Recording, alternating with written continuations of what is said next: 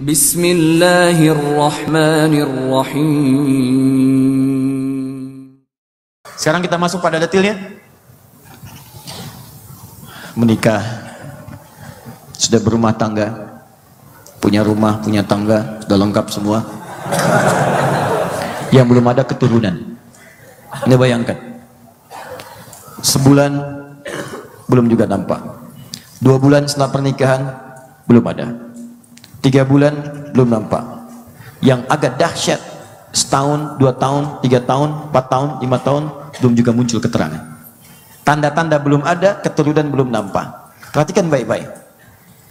Yang paling menarik, ada yang sudah berumah tangga itu bahkan puluhan tahun. Yang lebih dahsyat, suaminya itu fisiknya sudah nampak letih, masuk golongan ke-6 lah, udah sepuh, udah kakek, rambut memutih, fisik letih. Kakek dalam pengertian lemah, bukan punya cucu ya. Yang kedua, istrinya lebih dahsyat lagi. Maaf, divonis monofos dan mandul, sudah lewat masa haidnya, gak mungkin punya keturunan secara klinis, dan juga maaf, mandul secara medis, gak mungkin punya anak. Anda bayangkan, jadi suami sudah tidak ideal ya, walaupun ini tidak memengaruhi keadaan dirinya. Kalau laki-laki kan tidak memiliki batas-batas, nggak ada monopos bagi laki-laki. Walaupun dia sudah sepuh, tapi semangatnya seperti pemuda, ya kan? Perempuan tidak, lain, beda, ada masanya. Kenapa? Nah, yang paling menarik adalah saya mau bicara tentang yang istrinya. Secara medis, secara klinis ini mustahil. Silahkanlah dengan pendekatan apapun, mau pendekatan yang klasik sampai yang kontemporer, divonis secara medis sudah monofos dan mandul, gak akan mungkin punya keturunan. Yang mau saya katakan kepada Anda, tipikal yang seperti ini, yang disebutkan mustahil ini, saking tenangnya keadaan hatinya, tidak menghadirkan kegelisahan di hadapan Allah Subhanahu wa Ta'ala. Gak pernah mengeluh, gak pernah pasang status. Silahkan.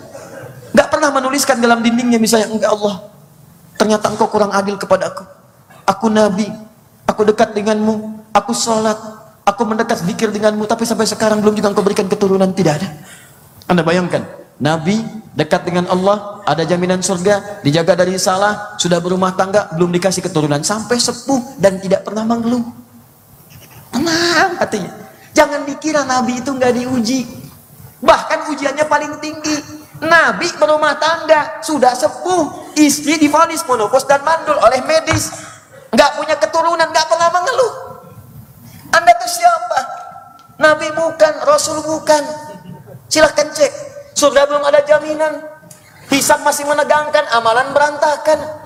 Baru rumah tangga, cuman baru sepekan, 2 pekan, 3 pekan, 4 bulan, belum ada tanda-tanda sudah mengeluh. Bikin status, tulis di media sosial, ya Allah, apa engkau belum ridho dengan rahimku?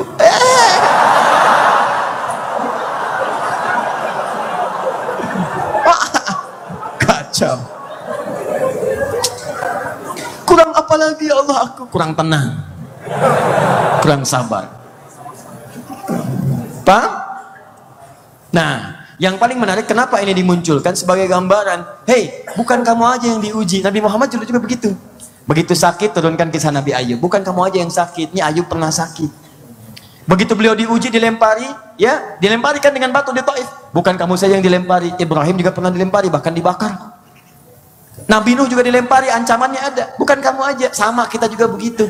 Kalau ada di antara Anda kemudian berumah tangga, belum nampak tanda-tanda keturunan, kata Allah, bukan kamu saja. Dulu ada juga yang begitu. Seorang Nabi bahkan, statusnya Nabi, kamu bukan Nabi. Tapi dia mengamalkan satu amalan, ketika dia kerjakan, dia bermohon, saya kabulkan. Di ujung ayatnya Allah katakan, kamu lakukan hal yang sama, maka aku akan kabulkan seperti apa yang telah aku berikan pada Nabi itu. Namanya Zakaria.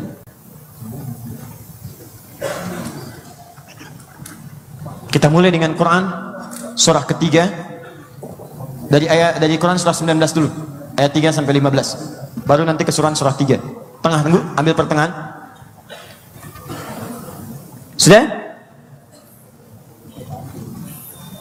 Baik, surah Maryam. Kalau kita bacakan dari awal lebih nampak lagi. Kaf, ha, ya, ain, sad. Dzikra rahmati abdahu Zakaria. Perhatikan kalimat yang menggunakan kata zikir. Di sini kata Allah, aku akan sebutkan, kisahkan rahmat Allah yang diberikan kepada hambanya Zakaria. Bisa Allah langsung mengatakan zikr rahmati Zakaria, tapi kenapa digunakan kalimat hamba? Perhatikan baik-baik. Di Quran itu ada petunjuk-petunjuk yang memberikan sebuah status. Status ada yang disebut dengan rasul. Kama arsalna fikum rasulan minkum. Quran surah kedua ayat 151. Ada yang disebut dengan nabi. Ya, ada yang disebut dengan nabi. Ada yang disebut dengan abdun. Rasul, nabi, abdun. Rasul, nabi, abdun. Kalau dia disebutkan rasul, berarti spesifik kepada orang tertentu, diberikan misi, risalah untuk berdakwah di sekitarannya. Ada umat. Kalau nabi berarti orangnya khusus, dipilih oleh Allah dengan risalah untuk pribadinya dan orang terdekatnya saja. Tapi kalau statusnya abdun, hamba, maka itu terbuka bagi semua kalangan, baik dia nabi, dia rasul, ataupun yang bukan nabi dan rasul. Ingat rumus ini. Saya ulang ya. Kalau ada kalimat menggunakan kata rasul, maka kalimatnya hanya untuk kalangan rasul saja. Kalau kalimatnya menggunakan nabi, maka khusus untuk kalangan nabi saja. Tapi kalau kalimatnya menggunakan kata abdun, maka ini hukum diberikan oleh Allah bisa untuk rasul, untuk nabi, bahkan untuk yang selain nabi dan rasul. Perhatikan rumusnya. Ketika Allah menyebutkan kisah ke Nabi Zakaria, diawali dengan kalimat abdun, dzikra rahmati ya rabbika abdahu Zakaria. Di sini aku akan menyebutkan hikmah rahmat Rabbmu kepada seorang hamba namanya Zakaria. Seakan-akan Allah ingin memberikan pesan bahwa nih, hamba ini namanya Zakaria, dia seorang nabi, tapi yang akan mengalami peristiwa ini bukan cuma Zakaria, nanti akan ada lagi di masa depan. Mungkin dia bukan nabi, mungkin dia bukan rasul, akan mengalami peristiwa yang sama. Setelah berumah tangga, dia mengalami keadaan serupa. Tanda-tanda keturunan belum nampak dalam kehidupannya. Maka amalkan seperti amalan Zakaria ini, aku akan berikan seperti apa yang kau mohonkan. Paham maksudnya? Idnada rabbahu.